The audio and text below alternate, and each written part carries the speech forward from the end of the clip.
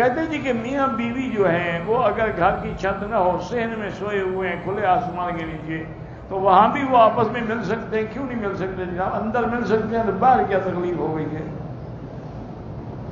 عجیب مسئلے پوچھتے رہتے ہیں۔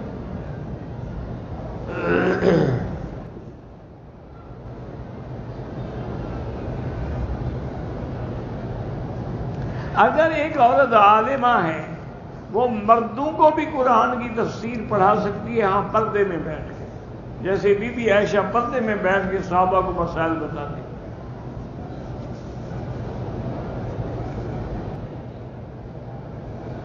کہتے کہ امام مالک فرماتے ہیں کہ مدینے میں کوئی بندہ بھی رفع یدین نہیں کرتا، ان کے نزدیک رفع یدین نہیں، تو حنفیوں کے نزدیک بھی نہیں ہے۔ اچھی بات ہے، چلو آپ کو امام مالک کا قول بھی مل گیا۔ کنکریاں مارنے کی دعا کیا ہے؟ بسم اللہ اللہ اکبر رغما للشیطان ورضا للرحمن۔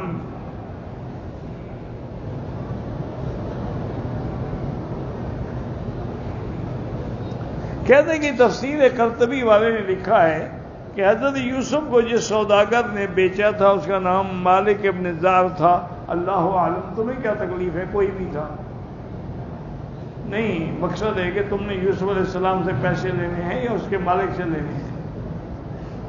کوئی تھا، اللہ عالم۔ مفسرین اقوال نقل کر دیتے ہیں روایات اسرائیلیہ کے۔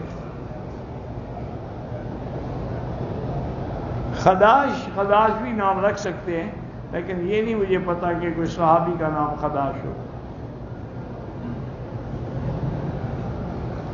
تکبیر پہلی صف میں کھڑے ہونے والا کوئی بھی پڑھ سکتا ہے، کہ افضل یہ ہے کہ جس نے اذان دی ہے وہی تکبیر کہے۔